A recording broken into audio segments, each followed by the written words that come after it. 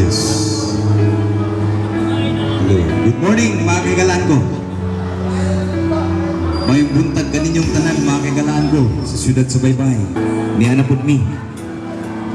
Mag-preach sa Word of God. Importante ko higala pagpamalandong. Labi na ron kay Holy Week. Importante higala nga sa tanang panahon makapatid tagpulong sa Ginoo. So atong pagabuhaton dunay mo awit ug dunay mo mensahe higala. Mahatag og mensahe pagpahinumdum ka nato.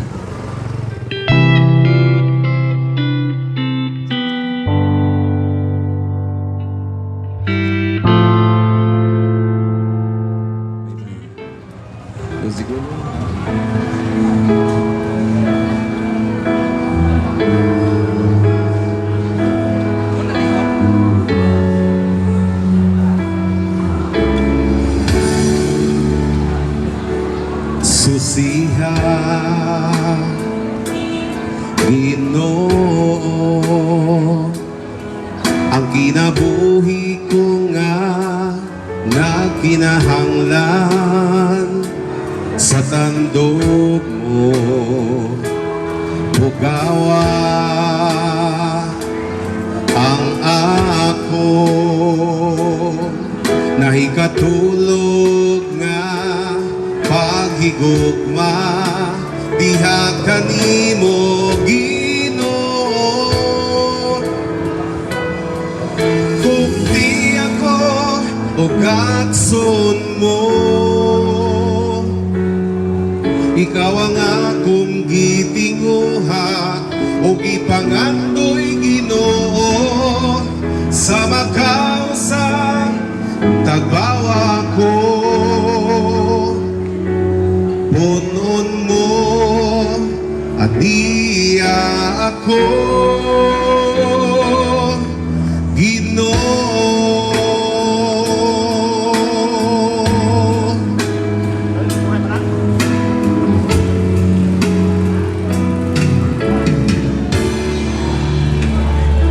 susiha Ginoo ang kinabuhi ko nga nagkinahanglan sa tandog mo bukawa ang ako nahikatulog nga paghigugma diha kanimo Ginoo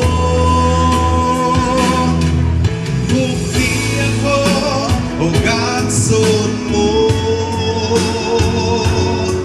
ikaw ang akong gitinguha o gipangandoy Ginoo sa magkausa tagbawa ako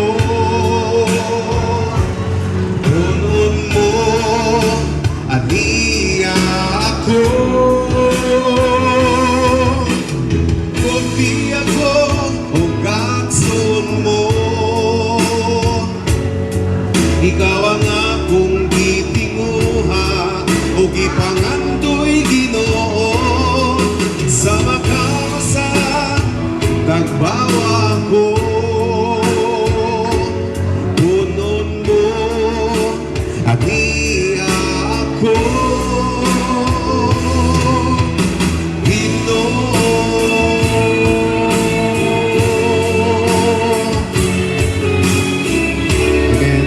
Ginoo.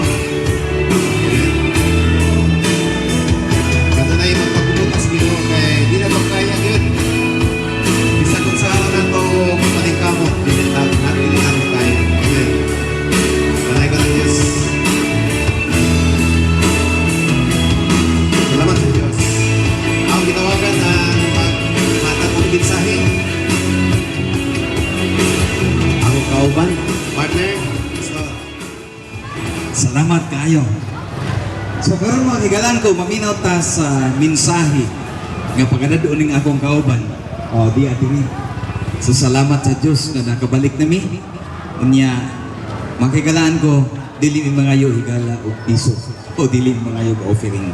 Ang amo lang is makapasamwa magapamaynaw sa pulong sa Ginoo. Salamat sa Ginoo, maayong buntag sa atong tanan. Akong ikot ang giingon sa Mateo chapter 4 verse 17. Mao kini ang gisulti ni Jesus. Ang sabi ni Jesus,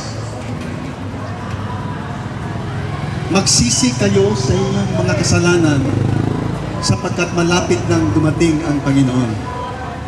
Sa Bisaya, di na ako ma-translate sa Bisaya. Ang isang kataga na namutawi sa bibig ng ating Panginoon Kristo ay ang salitang pagsisisi. Ang salitang pagsisisi, ito ang kailangang maituro at may pangaral sa lahat ng mga tao sapagkat kung walang pagsisisi sa atong mga kaigsuonan, bisan unsaon nato og paningkamot di gyud ta makasud sa ginharian sa Dios. Mao nang sabi ni Jesus nung siya ay nagsangyaw sa maayong balita, ang unang gisangyaw ni Ginoong Kristo, kinahanglan ang tanang tao mutalikod sa iyang kasalanan, kinahanglan ang mga tao mangayo og kapasayloan sa tanan niyang sala, kay pinaagi sa pagpangayo pasaylo ang mga tao makadawat o kinabuhi nga walay katapusan. Mga kaigsuonan, hangtod sa mga panahon karon, daghan ang mga taong nagwali sa pulong sa Dios. Pero ang usa sa pinaka-powerful na pangangaral na dapat atong itudlo sa mga katawhan, ang katagang gitawag nato nga pagpangayo o pasaylo sa atong Ginoo. Unsa may mabuhat sa usa ka tawo kung siya'y mangayo o pasaylo?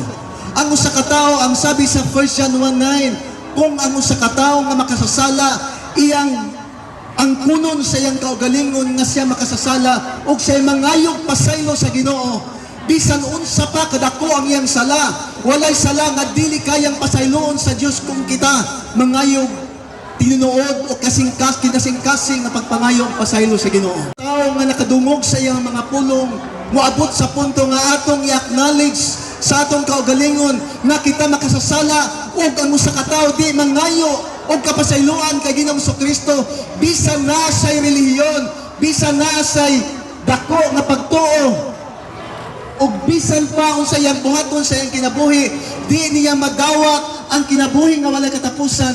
Kaya ang kinabuhi nga walay katapusan madawat lamang sa usa ka tawo kung siya magpaubos, kung siya ay mangayog pasaylo ngadto kay Ginoong Kristo, mga kaigsuonan. Ang usa sa butang nga dapat natong tan-awon sa atong panahon karon, ang atong panahon karon, makita nato grabe na gyud ang mga tao sa kalibutan. Bisan unsaon pa ang mga tao na panahon sa Dios, kay mas gusto sa tao na buhaton ang gusto niya sa iyang kinabuhi.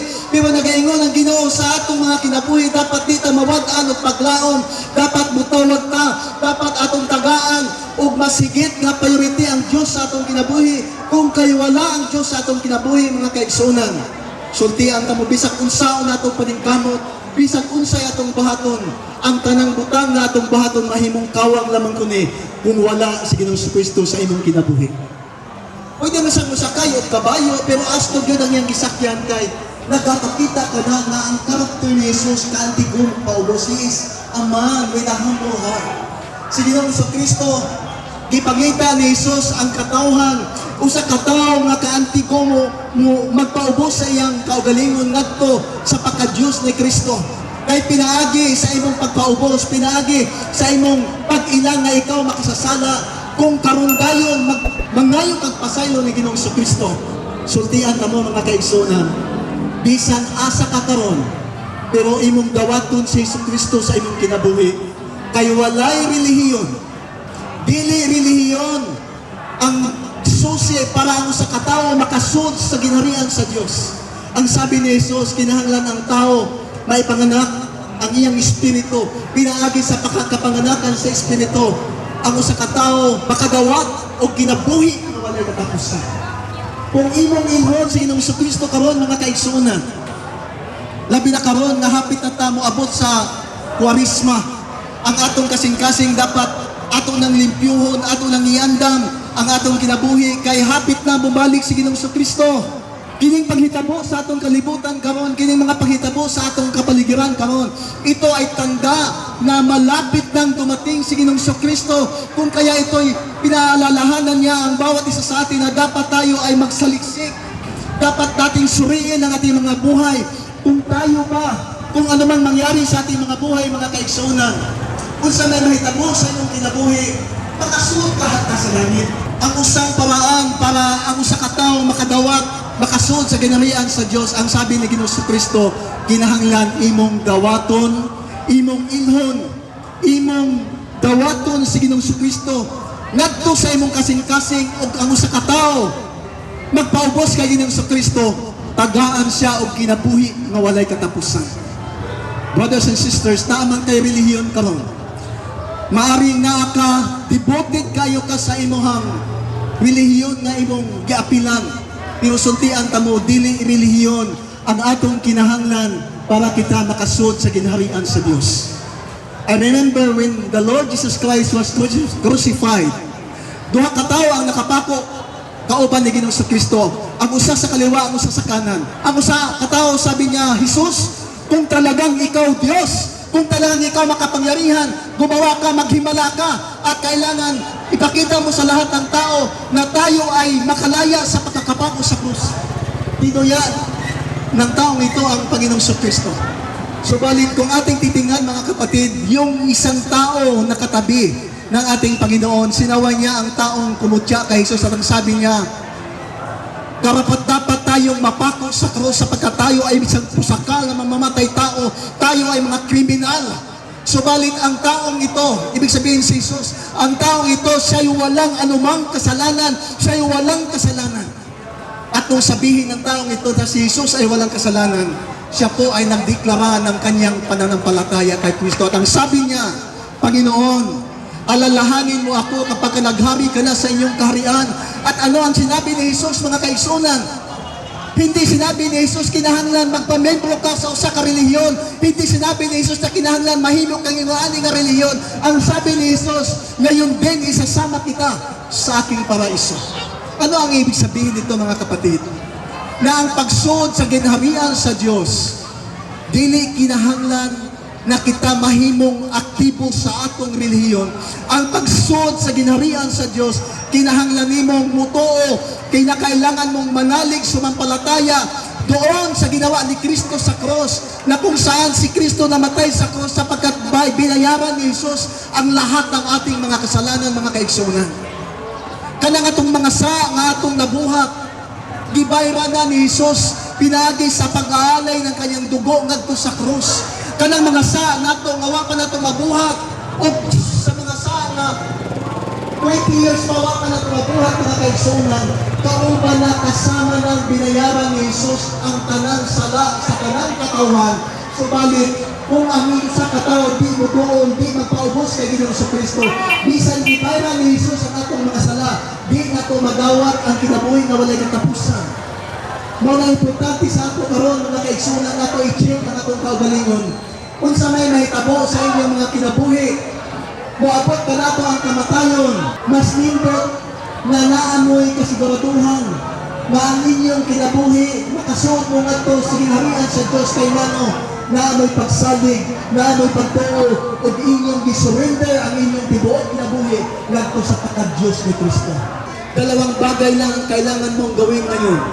Magsisi ka. Ang una, na ikaw ay taong dili nakasala. Kitang tanan nakasala, bisan ako grabe ko makasasala.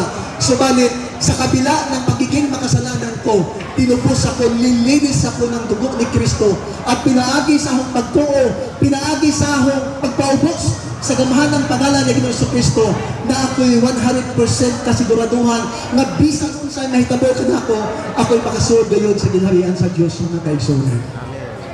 Kamong nabuntag, ako i-challenge ang matag-usa kanini. O wala pa mo nakasabot o unsay inyong buhaton para makasuod mo sa ginharian sa Diyos, ito lang ang sinasabi ko sa iyo mga kapatid.